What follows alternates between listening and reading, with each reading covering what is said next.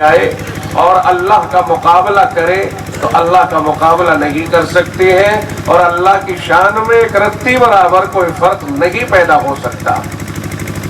اور اگر ساری دنیا کے اگلے پچھلے انسان و جنات فرشتے سارے مل کر اللہ کی عبادت کرنے لگے، ایک سیکنڈ کے لیے بھی اللہ کی عبادت سے غافل نہ رہیں، تو اللہ کی شان میں ایک رتی برابر اضافہ نہیں ہو سکتا۔ وہ تو اللہ ہے، رہے گا اور تھا، اس کے اوپر کیا فرق پڑتا ہے کسی کی عبادت کرنے سے؟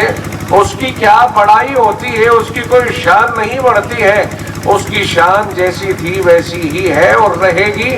یہ ہماری عبادت کرنے سے ہمارا فائدہ ہوگا کہ ہماری جان بچ جائے گی، پٹائی سے ہماری جان بچ جائے گی۔ اس لیے بھائی اللہ کی مرضی ہے اصل، اللہ کی مرضی کے تابع ہی رہنا چاہیے۔ اللہ ہی نے ہمیں پیدا کیا ہے، اللہ ہی کا ہمارے اوپر احسان ہے، اللہ ہی کی یہ زمین ہے، اللہ ہی کا یہ آسمان ہے، اس کے علاوہ کسی اور کا اس میں ساجھا ہے ہی نہیں، کوئی پارٹنرشپ ہے ہی نہیں کسی کی،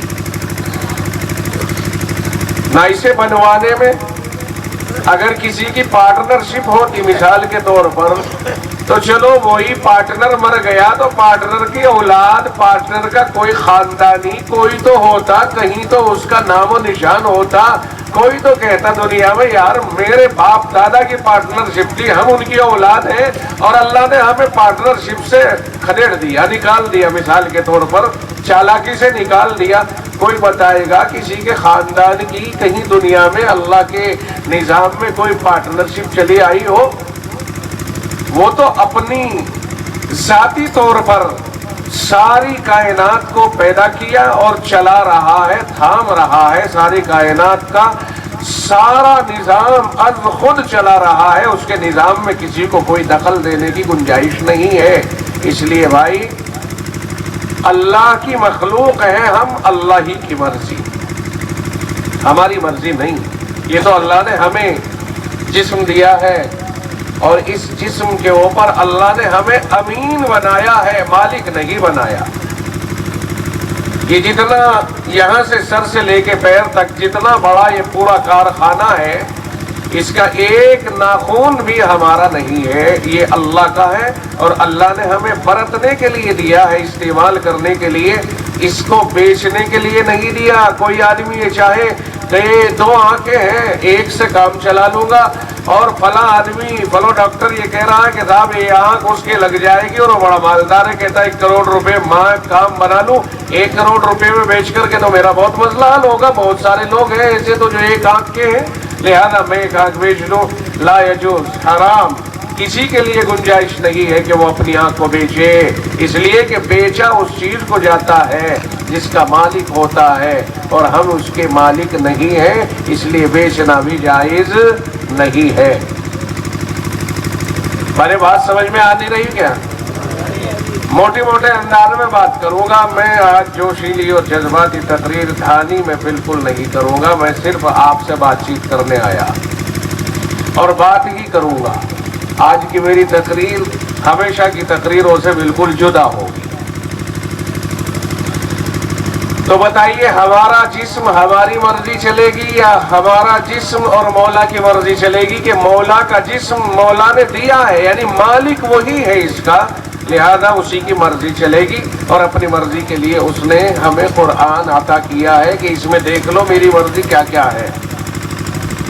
یہ قرآن اللہ کی مرضی کو بتانے کے لیے ہے، بس اس میں ڈھونڈ لو، اور ہم نہیں ڈھونڈ سکتے تو جو جانتے ہیں علماء ان سے تلاش کرا کے معلوم کر لو کہ اللہ ہم سے کیا چاہتا ہے، اللہ کا ہم سے تقاضا کیا ہے۔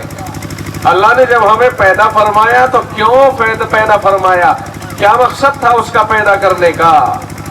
قرآن بتائے گا وَمَا خَلَقْتُ الْجِنَّ وَالْإِنسَ إِلَّا لِيَعْبُدُونَ۔ قرآن بتاتا ہے کہ میں نے جنات و انسان کو عبادت کے لیے بنایا ہے، اپنی عبادت کے لیے بنایا ہے۔ عبادت کا کیا مطلب ہے صاحب؟ عبادت کا یہ مطلب ہے کہ اللہ یہ چاہتا ہے کہ میری مرضی کے مطابق زندگی گزاریں، یعنی صبح سے اٹھ کر شام کو سونے تک جتنا بھی وقت گزرے وہ پورا اللہ کی مرضی کے مطابق گزرے، اس کے خلاف نہ گزرے۔ یہ ہے عبادت کا مطلب۔ عبادت کا یہ مطلب مت لینا کہ نیت باندھنا مقصد ہے کہ بھئی نیت باندھ لوں اور بس سارے دن نیت ہی باندھے رہوں۔ عبادت کا یہ مطلب مت سمجھ لینا کہ صاحب روزانہ روزے رکھتا رہوں۔ عبادت کا یہ بھی مطلب مت سمجھنا کہ جو کماؤں آتے ہی سارے کو فوراً خرچ کر دوں کہ صاحب کچھ مسجد میں دے دیا، کچھ مدرسے میں دے دیا، کچھ غریبوں کو دے دیا اور میرے پاس کچھ نہیں۔ عبادت کے یہ معنی بالکل نہیں ہے۔ عبادت کے معنی یہ ہے کہ اپنا زندگی بھر کا جتنا بھی آپ کو وقت ملا ہے سارا وقت اللہ کی مرضی کے مطابق گزرے، یعنی ہماری نگاہیں اٹھے تو جو چیزیں منع ہے دیکھنا ان پر نہ پڑے اور جو چیزیں دیکھنا جائز ہے صرف ان پر پڑے۔ یہ اللہ کی عبادت ہے۔ ہم اگر تجارت کر رہے ہیں، دکان ہم نے کر لی ہے، تو ہماری دکان اس طرح چلے کہ کسی کے ساتھ دھوکہ نہ ہو، ملاوٹ نہ ہو، جھوٹ نہ ہو۔ اور اگر ہم نے جھوٹ بول دیا، ملاوٹ کر دی، دھوکہ دے دیا تو یہ اللہ کی مرضی کے خلاف ہو گیا۔ اللہ کی مرضی یہ ہے کہ تم سے جتنا مانگا جائے اتنا دو، ناپ کر دو، تول کر دو یا جیسے بھی دو، جس کوالٹی کو مانگا جا رہا ہے وہی کوالٹی دو، کوالٹی میں تبدیلی نہیں ہونی چاہیے۔ اگر تم نے ٹائم کا وعدہ کر لیا تو وعدے کے مطابق دو، وعدہ خلافی نہ کرو، اور آدمی کو ہیرا پھیری کر کے دھوکے میں مبتلا نہ کرو۔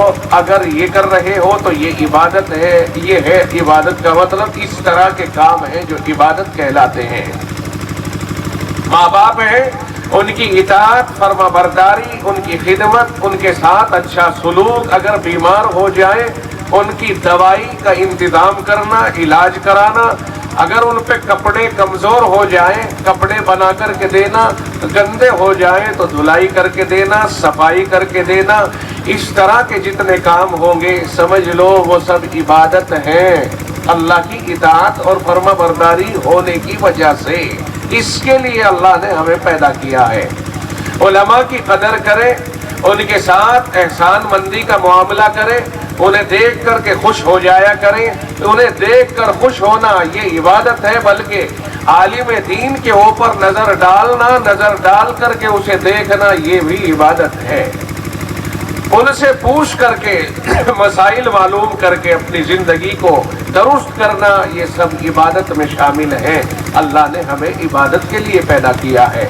اپنے پڑوسیوں کے ساتھ اچھا سلوک کرنا، کوئی پڑوسی ہم سے ناراض نہ ہو جائے، تنگ نہ ہو جائے، پڑوسی چاہے مسلمان ہو یا غیر مسلم ہو، پڑوسی ہمارے ساتھ دھرم میں شریک ہو یا دھرم میں شریک نہ ہو، اس طرح کی کوئی حرکت ہم سے نہ ہو کسی کے ساتھ بھی جس سے اسے تکلیف پہنچے، یہ اللہ کی طرف سے عبادت ہے۔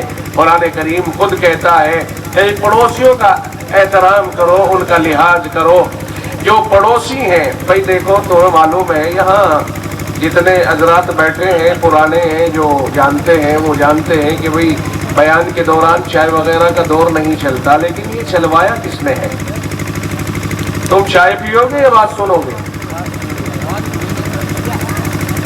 پھر کیا انہیں گائیڈ کرنے والا تم میں سے کوئی تھا نہیں بھائی؟ منتظمین جانتے نہیں عادت کو کہ ہم جس وقت میں بیان کرتے ہیں تو کبھی چائے وغیرہ نہیں چلتی، کس نے اجازت دی ہے ان کو چائے چلانے کی؟ یہ سخاوت جو لٹانا ہے بعد میں لٹانا، اور لفافے بند کر کے تیار کر کے رکھنا، بانٹ دینا، لفافے بانٹنا، تم چاہے کیا پلا رہے ہو؟ اس میں 1000 2000 روپے رکھ کر کے بانٹ دیو، کون منع کر رہا تمہیں؟ ایک طرف جب تم سارے دوسرے مشغلے میں مشغول ہو جاؤ گے بات چیت کیا ہوگی پھر اس وقت میں نے کہا کہ ذرا مناسب طور سے تھوڑی سی بات کر کے بات ختم کر دیں گے ہم۔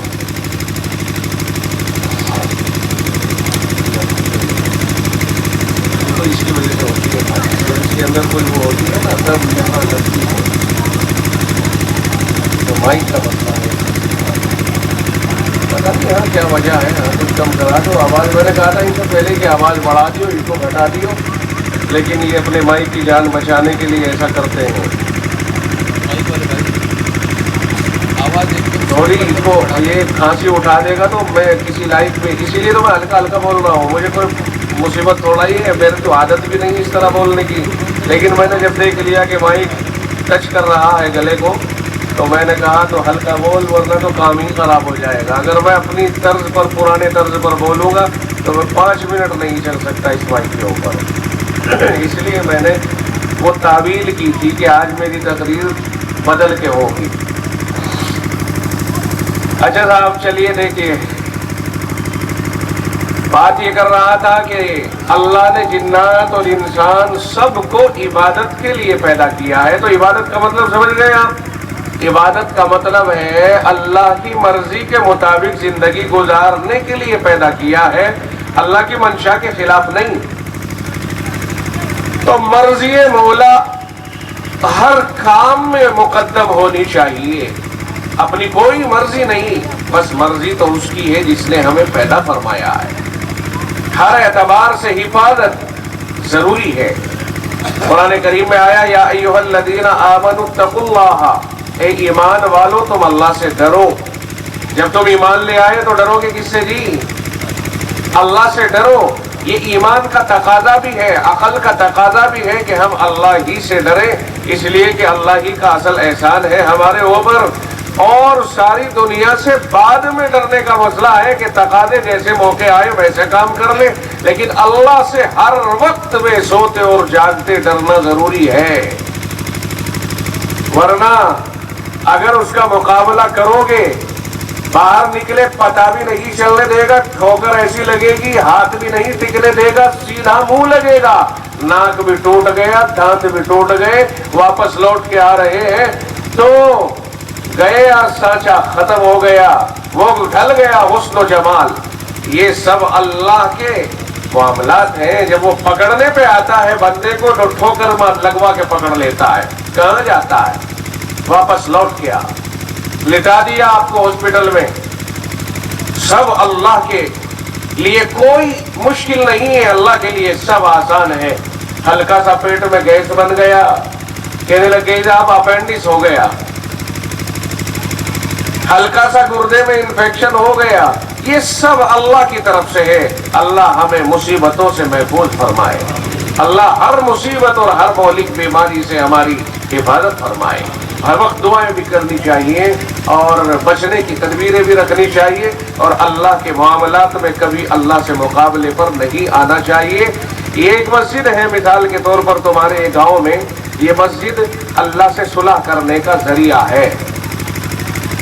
دیکھو کہیں میٹنگ کرتے ہیں نا ہم کہ صاحب آپس میں جھگڑا ہو گیا، چلیے میٹنگ کر لیتے، فلاں صاحب کے پاس میں فلاں کی بیٹھک پر چلتے ہیں اور وہاں پر بیٹھ کے بات چیت کریں گے، میٹنگ ہو جائے گی، صلح ہو جائے گی، آپس میں ہاتھ مل جائیں گے۔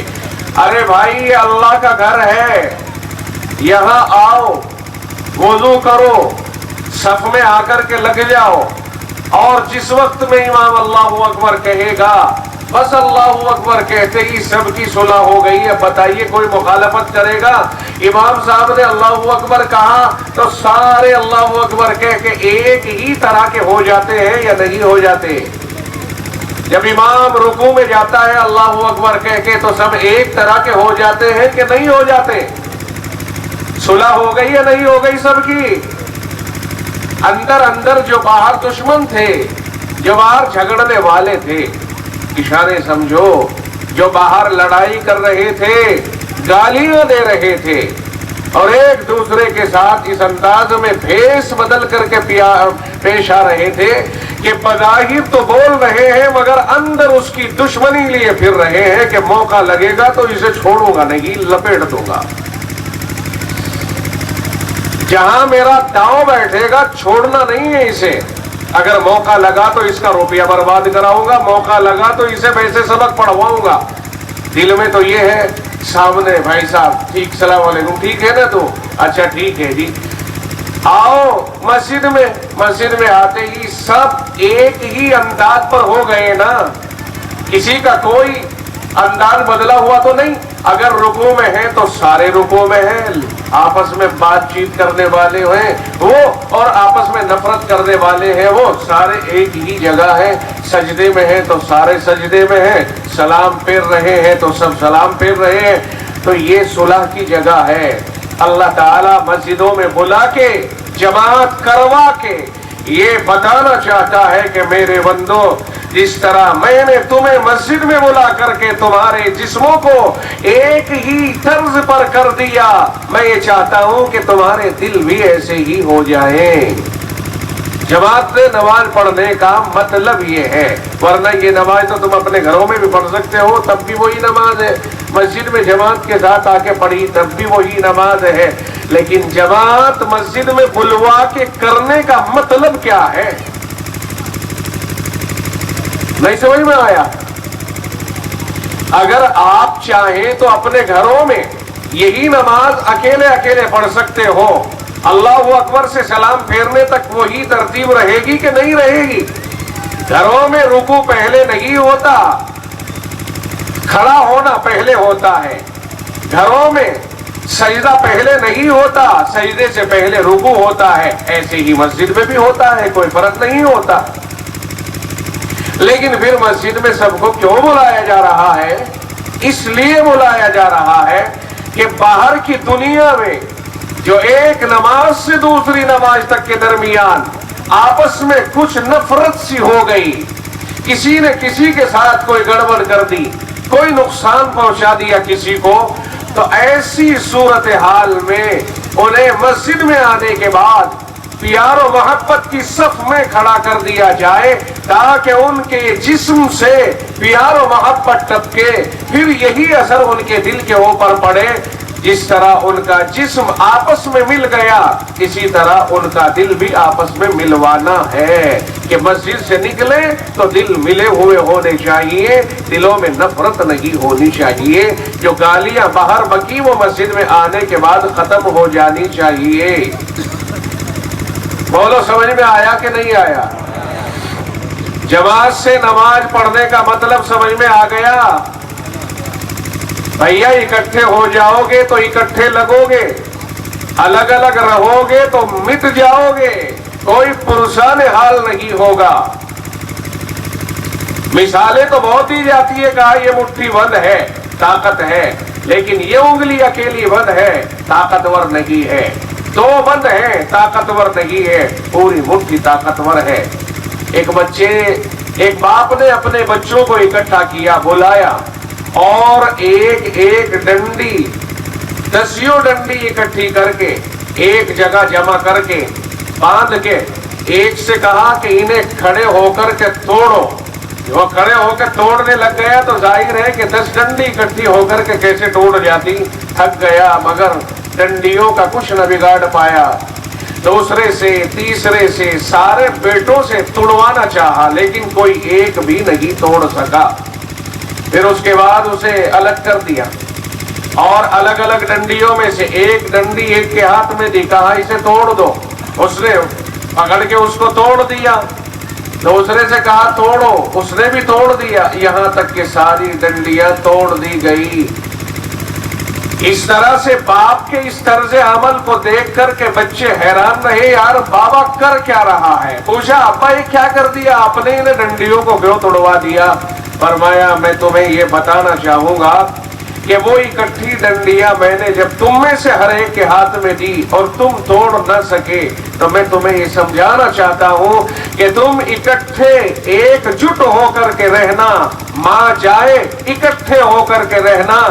اگر تم الگ الگ ہو گئے ان ڈنڈیوں کی طرح ٹوٹ جاؤ گے، اور اکٹھے رہے تو ان ڈنڈیوں کی طرح جو اکٹھی تھی مضبوط ہو کر کے رہو گے اور کوئی تمہیں توڑ نہیں سکے گا۔ یہ تھا میرا مقصد۔ آپ کی بات سمجھ میں آ گئی جی؟ یہ زبان ایسی چیز ہے، رسول